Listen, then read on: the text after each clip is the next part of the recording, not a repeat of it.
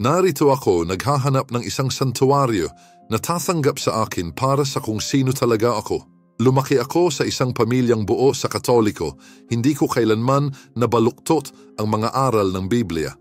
Lagi kaming pinapagkakasya ng aking lola para sa mga panalangin ng rosaryo, at sa matagal na panahon ako ay naniniwala sa bawat salita. Ngunit may kakaiba sa loob ko. Habang lumalaki ako, palalong lumalalim ang aking pag-unawa sa sarili. Noong 1999, natagpuan ko ang isang komunidad na magbabago sa aking buhay magpakailanman. Ito ay isang grupo ng Bible study para sa mga bakla. Sa simula, tila parang salungat ito, paano ka magiging bakla at mag-aaral ng Biblia. Ngunit habang mas dumalo ako sa mga pagtitipon, napagtanto ko na ang pagiging bakla at pagiging Kristiyano ay hindi magkasalungat. Sa unang pagkakataon, naramdaman ko ang pagtingin, pag-apruba at pinakamahalaga ang pagmamahal. Nakilala ko ang isang espesyal na tao, tawagin na lang nating si Maria, sa isa sa mga sesyon ng Bible study. Agad kaming nagkaugnayan na lumalim sa isang mapagmahal na partneryado na umabot na sa 17 taon.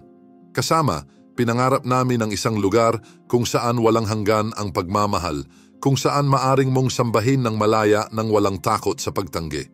Pumunta tayo sa taon 2012, naglakas loob kami. Ang aming simbahan na bahagi ng Metropolitan Community Church ay naging independyente na. Pinangalanan namin ito bilang LGBT-esque Christian Church, pati na rin nang magdagdag kami ng S para sa straight-upang bigyang diin ang inclusivity. Ito ang nagsimula ng isang bagong kabanata, isang lugar kung saan tanggap ang lahat, hindi sa kabila ng kanilang pagkakakilanlan kundi dahil dito. Ngunit ang aking paglalakbay ay hindi nagkulang sa mga hamon. Naalala ko ang isang mahalagang sandali kasama si Reverend Afri Songko, isang tagapag-ambag teolohiya ng Metodista. Naroon ako nag-iisip kung dapat ko bang ituloy ang aking mga pag-aaral sa teolohiya. Tiningnan niya ako sa mga mata at sinabi, "Mahalaga ang iyong ministeryo.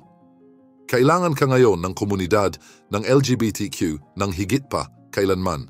Ang kanyang mga salita ang nagtulak sa akin. Binuwag nila ang mga tanikala ng pag-aalinlangan at takot. Layang-laya ako upang sundan ang isang ministeryo ng pagmamahal at kasali.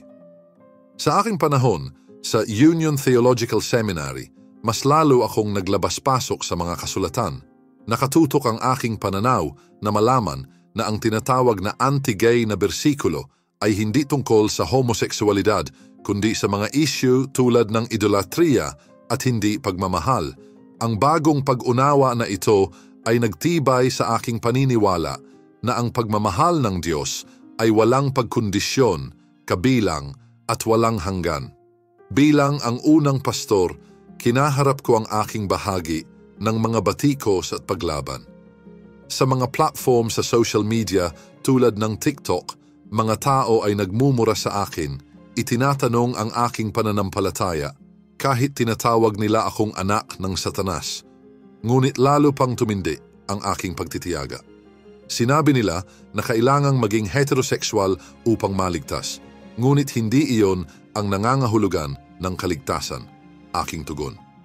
Ang kaligtasan ay pag-ibig sa aksyon, pagpapakain sa nagugutom, pagbibigay ng tubig sa nauuhaw, pagbisita sa mga bilanggo.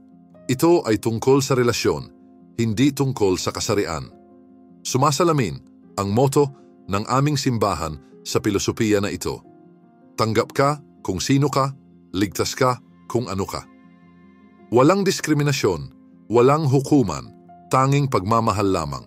Ito ang nagbubunsod sa amin, ang nag-iingat sa amin. Layunin naming ipakita sa lahat na ang pagmamahal ng Diyos ay umaabot mula sa tradisyonal na mga hangganan, na ang pagiging kaiba-iba ay hindi nangangahulugan na ikaw ay may kaunting karapatan sa biyaya. Tunay, ang aming misyon ay tumutugma hindi lamang sa komunidad ng LGBTQ, kundi sa lahat ng naghahanap ng mas mataas na pagmamahal. Tinatanggap ka namin kung sino ka man sa yakap ng Diyos. Ang aming pangarap ay magtatawid sa mga pagitan, itaguyod ang pangunawa, at higit sa lahat, ipalaganap ang mensahe ng ganap na pagmamahal. Kung paano sinabi sa akin ni Robert Joshua sa kanyang palabas, hindi ka lamang lumalaban ka ng may pagmamahal, nananawagan sa lahat na makita na ang pagmamahal ng Diyos ay hindi nagdudulot ng mga kondisyon. Ito ay isang bagay na lahat ng tao, hindi lamang ang LGBTQ, ay kailangan marinig na may isang Diyos na nagmamahal at tumatanggap sa iyo ng walang pagkondisyon.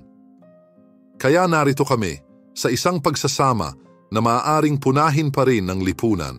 Ngunit sa amin, ito ang kataas-taasang pakikipagkapwa-tao. Oo, hinaharap namin ang mga araw-araw na mga hamon, mula sa mahal na sibuyas hanggang sa mga pagsubok ng araw-araw, ngunit ang aming pagmamahal ay hindi nangingibabaw.